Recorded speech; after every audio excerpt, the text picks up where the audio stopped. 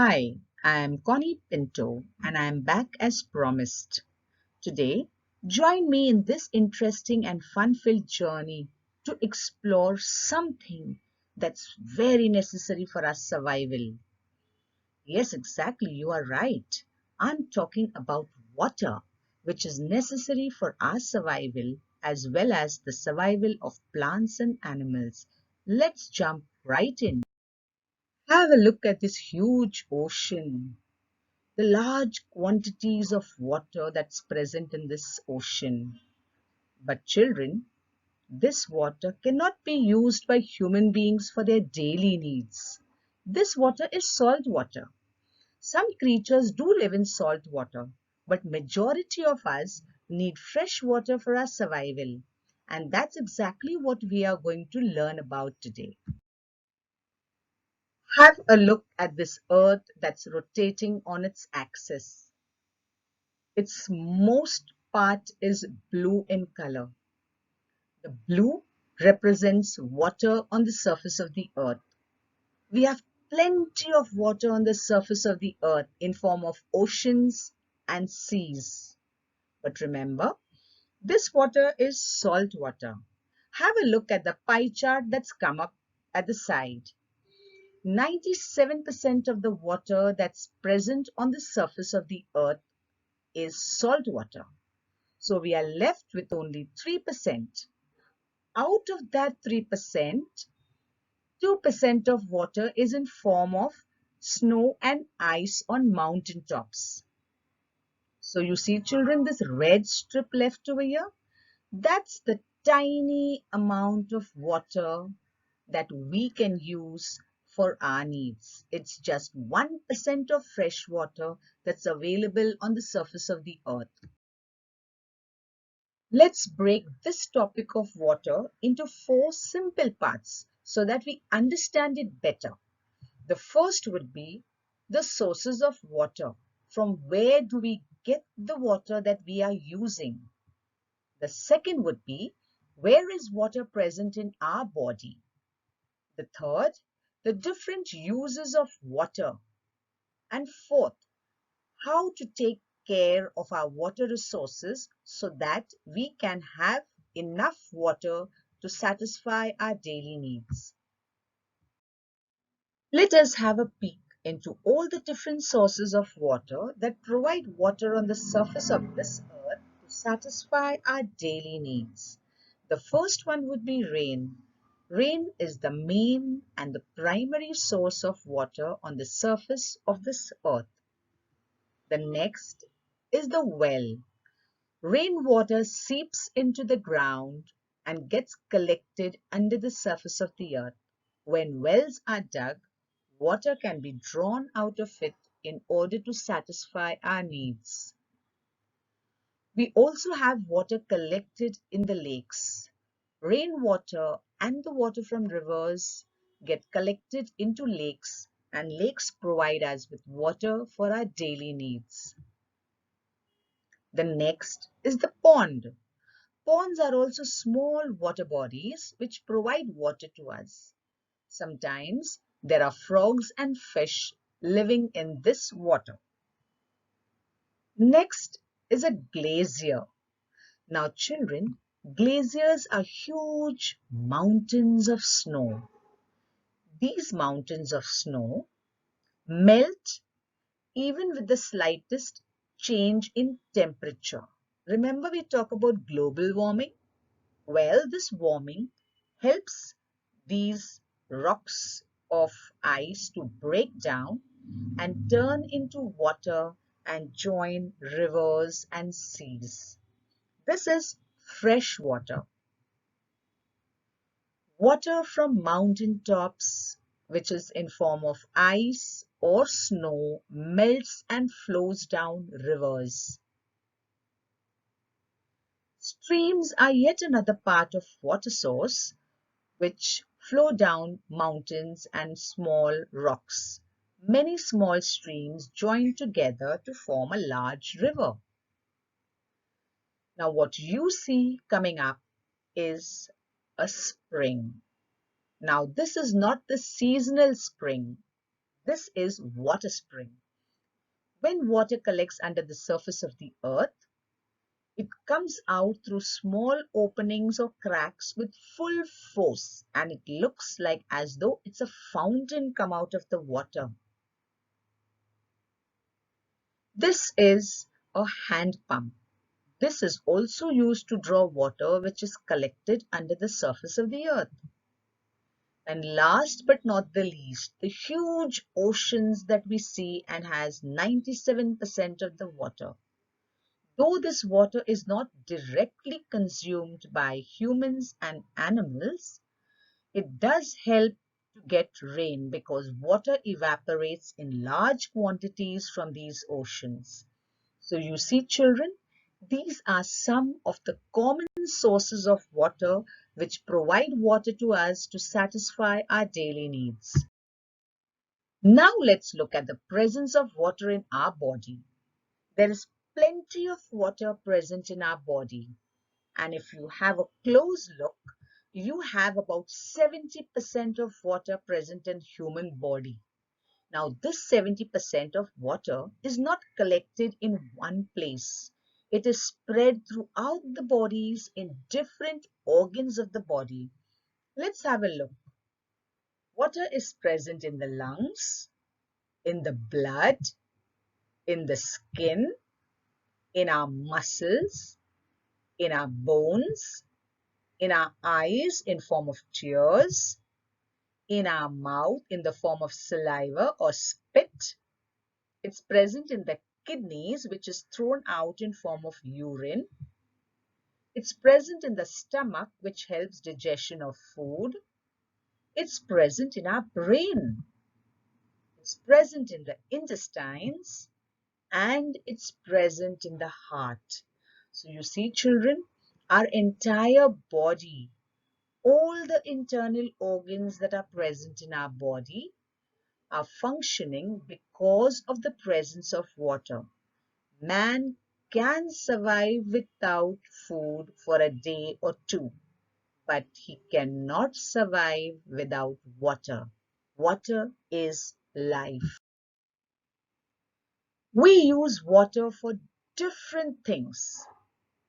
We require water at every step. We need water for drinking. We are thirsty, we need water.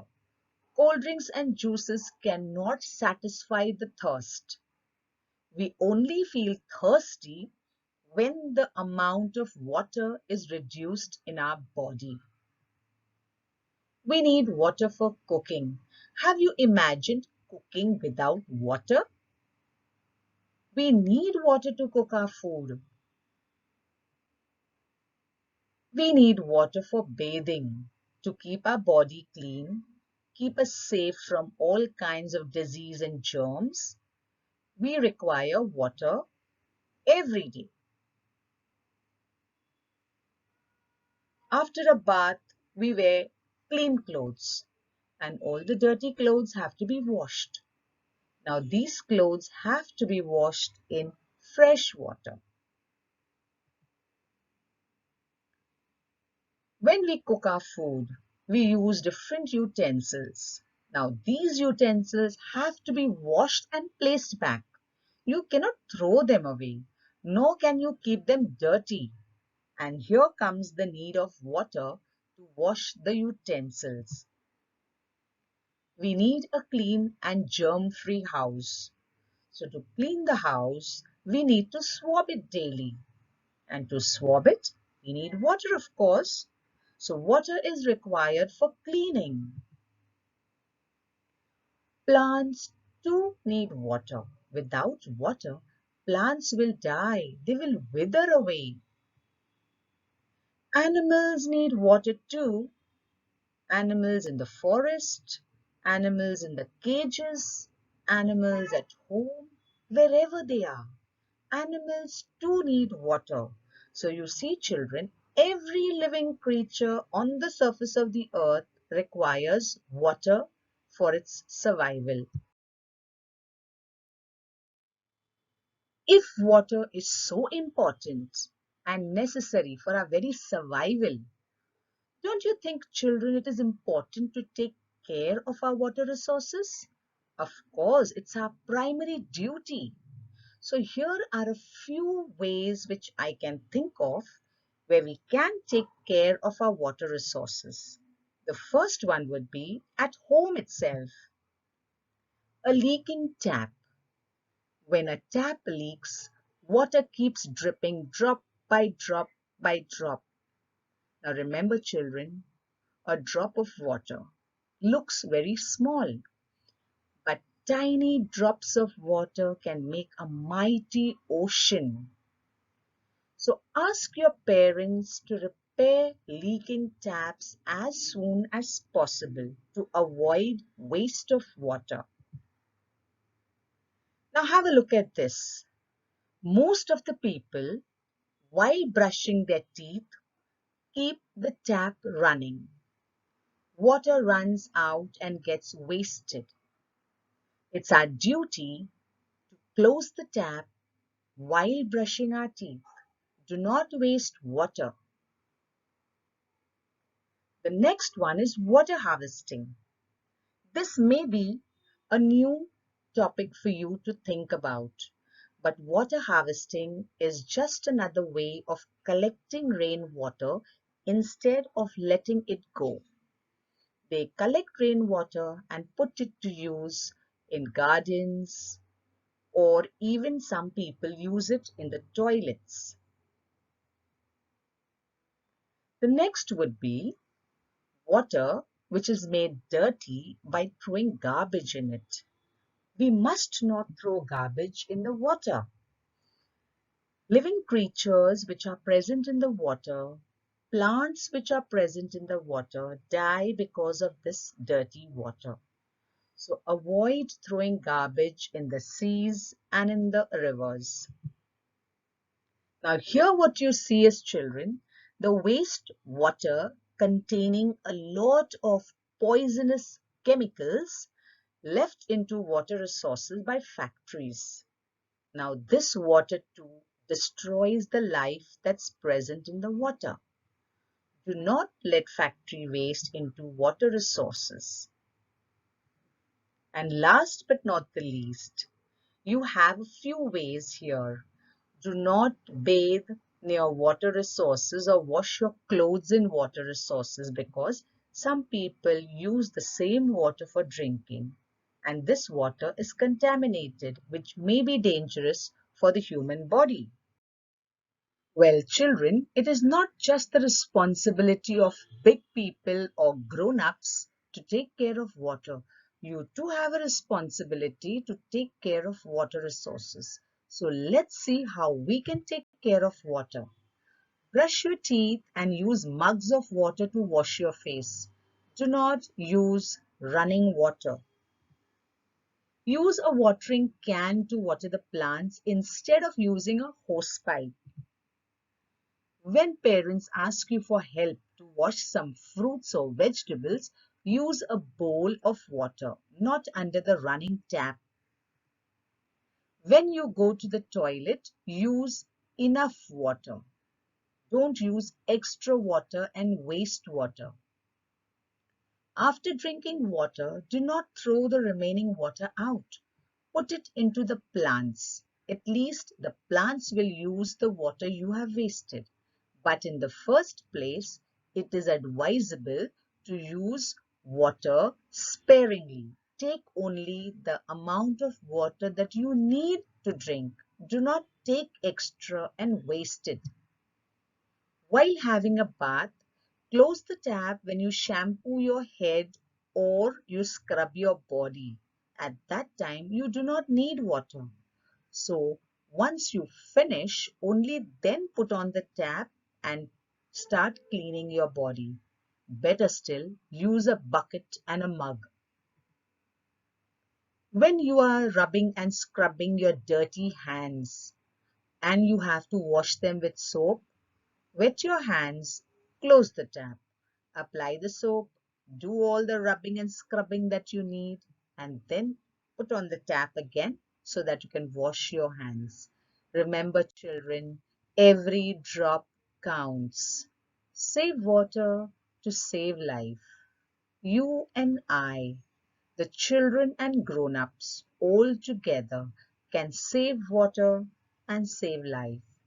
I hope you have enjoyed the lesson, understood, and I'm happy and convinced that I have conveyed the message. See you soon. Take care.